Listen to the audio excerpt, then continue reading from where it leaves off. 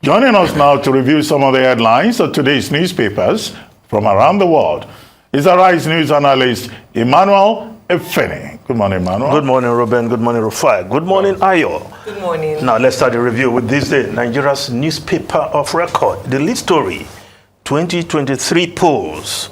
The people's will must prevail, says National Security Advisor. Allays concerns, declares election will take place. Says governors attacking opposition suffering from inferiority complex. Promises security agencies will come after political thugs. No governor will be allowed to stop opposition rallies.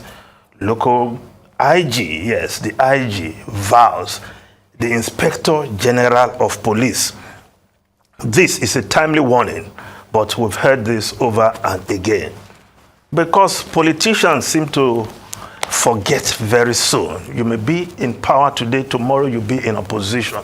But what we have seen in a number of states is that the ruling party in those states try to shackle other political parties even from campaigning and even going to the extent of terrorizing their opponents. One state that comes to mind, very recently, Abia State, no, not Abia, Ebonyi State has been in the news because the Ebubeagu, the security outfit of the state government, has been harassing a number of political opponents. A fellow Malabite, Abia Onyuke, yes, that's why I confused Abia, because his name is Abia. Abia Onyuke was arrested recently by Ebubeagu, detained and tortured. At the end of the day, the police intervened, he was released, and his case was treated as that of mistaken identity. 2 weeks ago, a group of businessmen traveled from Lagos and other parts of the country to Ebonyi State. Indigenous of that state had their political meetings, and my phones were disturbed over the weekend that they have been harassed by Ebubeagu. So it's something the governor and the commissioner of police in that state must take into consideration. Other political parties, people who don't share the same political belief with the governor, must be given the free space to campaign and canvass for the people's vote. Other states, we've seen it also, to the extent that one state even banned radio stations from taking adverts from other political parties. The governor had to recognize that was in Zamfara State. Yes, Zamfara State. Tells you the level of, if that is not inferiority complex, I wonder what is. Intolerance of political opponents. So it's a welcome development that the National Security Advisor is weighing into this. The Inspector General of Police is vowing, if this happens in any state, what is the Inspector General of Police going to do? Ruben, you referred to how some of these policemen just overlook instructions from the IG. Of course, we also had a situation in this country where an IG disobeyed or ignored the instruction of the commander-in-chief. Of course, he had to leave that position at some point. So, 2023 polls, let the people decide. All politicians should have access to facilities in every state to run their campaigns. And I think that is not too much to ask for. Level playing field for all political parties is a given minimum in any political setting. Now, the Guardian newspaper, again, Buhari accuses governors of stealing local government funds, slowing growth, pledges to act on NIPSS report, Nigerian Institute of Policy and Strategic Studies, that is, Wike berates Agba over comments on governors fueling poverty. We are coming after thugs. NSA warns governors obstructing opposition campaign. Other newspapers are reporting this story. I just run through them quickly. The Nigerian Tribune, Buhari blasts governors over theft of local government allocation. The Vanguard newspaper, governors kick as Buhari accuses them of stealing local government funds. Autumn not stealing local government funds, Benue replies federal government. Buhari accusation does not apply to us. Kwara, Rivers, Ebonyi governors. We don't tamper with local government funds. Ogun government. Plateau treats local government fairly, gives them free hand to operate government. So the governors are coming out to say, not me, I'm not the one, we don't do it. Now the Nation newspaper, federal government, we supported states with 5.03 trillion naira in 7 years. Nigeria not broke, not defaulting in debt payment, repayment. We are trying to reduce poverty, says states. Yes, and what the states got over time is there in the front page of the Nation newspaper. The Punch newspaper, federal allocations, oil producing states borrow 1.3 trillion amid 6.4 trillion windfall. Pandef, others ask Niger Delta governors to showcase development projects. Oil producing states receive 1.9 trillion as derivation fund under Buhari ministers. 13% derivation includes despotic funds, money judicially spent. Delta state government is insisting. Now, the issue of local government fund is a major problem in the country. The local government, the third tier of government, supposed to be the closest to the people, engender development at the grassroots level. But what is happening is frightening and not encouraging. But President Buhari raising this issue now, what has he done in the last 7 years plus to remedy this situation? Perhaps until you deal with section 162, subsection 6, that creates Subsection 5. Subsection 5, well, okay.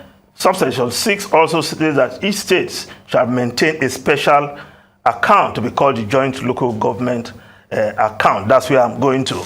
As long as you have a joint local government account where all funds credited to the local governments must be paid into before you reshare, then the governors and state governments they always have a leeway, a loophole perhaps, to dip their fingers into local government account. Because if you go to subsection 7 of that section 162, it says that each state shall pay to local government councils in its area of jurisdiction such proportion of its total revenue as such terms in such a manner as may be prescribed by the National Assembly.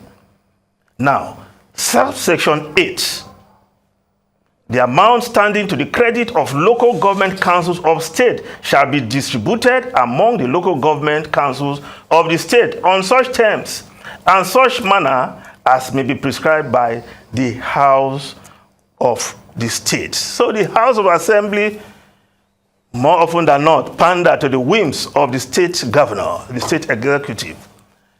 They determine how this money is going to be shared.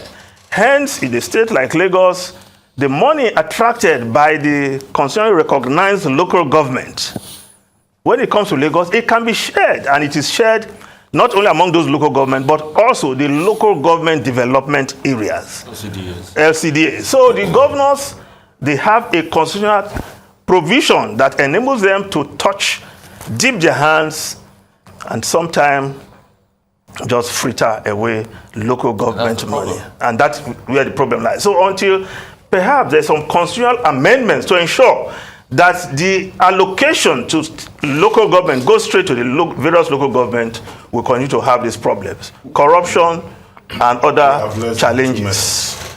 But, I think this is important enough a subject that should be commented upon. And it's good that President Buhari brought it up again. When he was receiving the report of Course 44 of the National Institute of Policy and Strategic Studies, the class presented this report, and it was on local government, which is one of the major issues that his administration has had to deal with. Fiscal autonomy for the judiciary, fiscal autonomy for the local governments. But when this government proposed that fiscal autonomy, it was opposed by the governors. Yes. The governors decided to go to court. Now you recall that even before the governors went to court, the Financial Intelligence Unit, the NFIU, issued guidelines and said that these state governments should just be transit points. And that any money that is due to the local councils should just be passed through the states.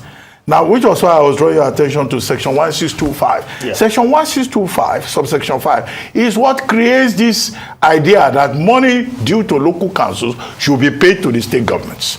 The whole argument is that, look, you don't need state governments to act as middlemen. The money should go direct to the local council. So if you don't have Section 162, subsection 5, you don't have Section 1626, which creates a state joint account, local government account. You won't have Section 1627, which says states have an obligation to take the money. What the states do, as you have seen in the case of Agu local government, and we have seen in the case of other local governments, is that the states will now create an administrative structure.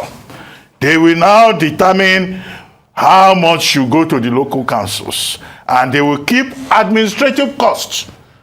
So this defeats the idea of the states, the local governments being truly an independent third tier of government. Yes, but and when the governors gives them the states, the House of Assembly, to make the law, how they administer that form. Once you amend that section of the Constitution, you know, that Yes, problem will be of course. solved. So I don't disagree with you on that. Now, when the governors now went to court, Justin Yang Ekwa ruled in 2019 that the states don't have a case. So it's a problem that we will still have to deal with. Yeah. It's a problem that we still have to address to make the local councils efficient. The other question we will need to address is the quality of persons at the local councils. Many of these local councils are populated by bag carriers, people who don't even know the definition of their functions. Look, all kinds of are lackeys of the state government. You said what? I said many of these local governments, they are handpicked lackeys of the state government. That's what you have to address. In fairness to President Muhammadu Buhari, he has championed this for the rights of the local government. In fairness to him, even before now, all right? Let's not forget that. In fairness to him, because what he has done, we have to say he has done it. In fairness until we have constitutional amendment, all those. But Norgay is very happy.